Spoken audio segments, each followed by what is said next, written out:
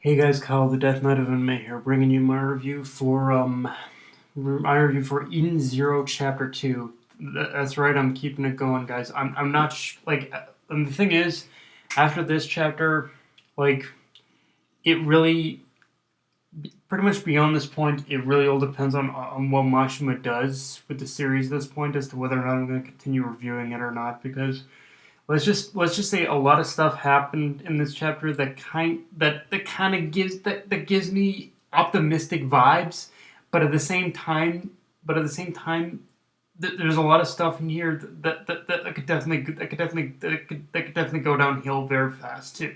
That could cause the series to go downhill very fast too. So yeah. With that said, to start off, in general, the chapter did give me a bit more in general, right off the bat, the chapter gave me a bit more clarity on what kind of series we're gonna get out of Eden Zero, because while there is still a lot of stuff that's reminiscent of Fairy Tale, it appears, at least on the surface so far, to have the sensibilities of Ray's Master, which kind of plays into what I was hoping Mashima would do. Pretty much take the best of both worlds and both his works and combine them together. And that so far that does kind of seem to be of what we're getting with Eden Zero. Like it seems to be a bit of a combo between Fairy Tale in a lot of respects and Rave Master in others. So in that respect, I do enjoy it. I did enjoy this chapter for pretty much that reason. Um, one thing he appears to be doing so far, at least in terms of in this chapter, is that he really toned down the fan service. I mean, the largest amount of fan service we got in this chapter was pretty much what was the giant alien lady on pretty much that rock throne, who like immediately had me wanting to know more about her, because it seems she's going to be like a very prominent recurring character, almost like an overseer that's going to be watching Shiki's progress throughout the series. So yeah, in that respect, I definitely want to know. I want to know more about. I want to know a lot more about that chick. Because like I said, it seems she's going to be like I said, so far it does seem she's going to have an overseer role, but we'll just have to wait and see as to what Mashima is going to in fact do with her for sure. But yeah, I'm really curious as to what her role in all this is going to be, and if she's going to have, and if Shiki and Rebecca are at any point actually going to meet her.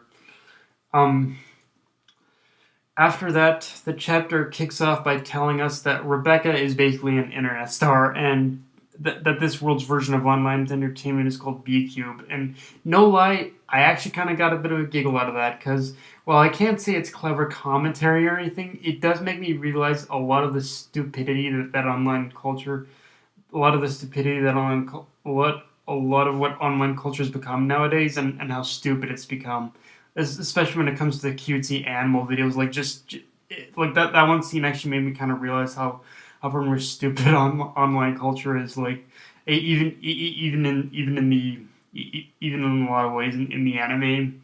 In the anime community, like there is definitely a lot of stupidity in the anime community, to be sure. So it's like, okay, a little bit of cleverness, a little bit of clever comedy on that part. I'll give you that much. Um, so, and I'll just jump in. Like I said, I need to jump into this right off the bat. Like the end of the chapter, it introduces us to the space pirate Elcy Crimson, who from what we see who right now it's looking like she wants to capture Shiki, which in itself is an interesting setup.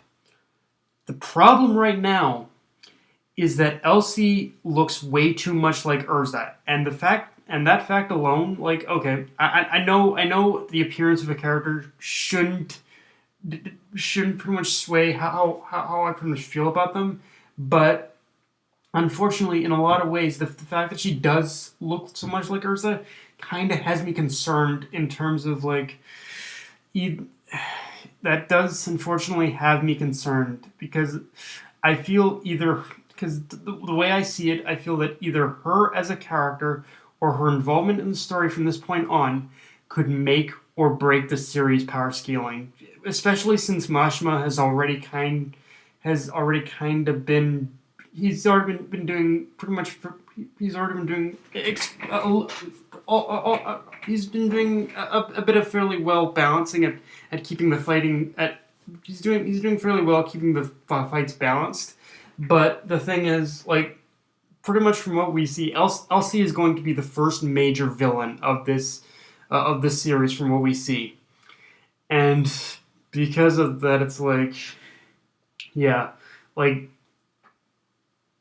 Mashima, if you're out there and you hear this, I don't know if you will, but please don't fuck this up. You've already made her so much like Urza, which already has me so concerned. Please don't don't please don't make her an overpowered mess, and just try and keep this.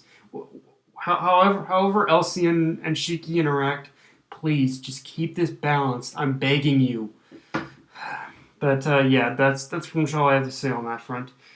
And holy shit, Happy actually has a purpose in this series outside of being the annoying comedic sidekick. Because yeah, I'm not gonna lie, seeing him turn into those blasters was pretty freaking epic. And even before that, we definitely get a little bit of exposition on how his race is basically valued at a high price among the black market dealers. So that seems to be opening, just that small bit of exposition seems to be opening a bit of setup for an arc centered around his planet in the future. And in general, it does seem like it does seem to be hinting at the fact that a lot of what this series is going to be focusing on is pretty much the relationship between humans and pretty much and in general other races. Like, it isn't just going to be, like I said, it isn't just going to be isn't it like I kind of predicted in chapter 1. It isn't just going to be focused on the interactions between humans and machines. It's going to be focused on pretty much a complete variety of different races, and I think each one is probably going to have a bit of a different opinion on humans, which definitely could definitely create definitely some interesting conflict, to be sure. As and Yeah, as for the whole backstory of how Rebecca and Happy met, it's fine. I really can't. I really can't say it's anything groundbreaking. In fact, in many respects, it does basically cut and paste how Natsu met Happy, how Natsu met Happy in Fairy Tail. But I will admit, the whole Happy becoming a machine thing did add a small creepy factor to it, and definitely made their and definitely made the whole and definitely made the past between Rebecca and Happy a lot darker than Fairy Tail, that's for sure. And like I said, I've come to the realization from this point on that the role of machines and machinery in the story is probably going to be relegated to a minor underlying role. Like I said, I think we're going to be focusing in terms of the focus of what the plot's going to be. I think it is going to be extremely heavily focused on the relationships between humans and the various races that inhabit the cosmos alongside them. So it is going to be like aliens, machines, like all different kinds of races of beings that exist across that exists across the cosmos. So I do like how this is going to add a lot more variety to it as well. But but at the same time, this also means that probably machines are going to be relegated to probably a bit more of a minor role, at least until we get an actual arc that's centered around strictly machines, I guess. And now, and I'm not gonna lie, one thing I wish Mashima left out of this chapter was the introduction of the Adventurers Guild, because I feel that's okay. On top of the fact that it is it is going down that fairy tale route. It almost seems like a little unneeded. Like, the whole guild concept seems a little like an unneeded element of the story, considering we're focusing on space travel and going to different planets and whatnot. It's like, why in particular would you need an Adventurers Guild? It seems a little bit of an unneeded element to the story, Mashima. But I mean, I guess if they wanted to do that, it could be fun, I guess. But yeah, it just seems a little unneeded. I'm having a hard time really grasping the usefulness of something like that. I mean, the only thing I can think of is it's going to be a tool in order to uh, in order to introduce all the other characters, but that's about it. And but yeah, and honestly, and the thing is, like, although, and the thing is, it isn't needed either, because Machima does seem to be kind of. Although on the other hand, from what I see so far, anyway, Mashima seems to be doing this in a way where it's pretty much exactly what where he's doing it in a way where he seems to be mirroring Fairy Tail, but he's also kind of correcting a lot of its issues. I want to say, but I don't know. That's just me throwing that out there. But yeah, the whole Adventures Guild, it really wasn't needed. But yeah, guys, that's my review. If you enjoyed the video, like, comment, subscribe. Follow me on Twitter and Facebook. Death Mad Anime, signing off. Later, guys.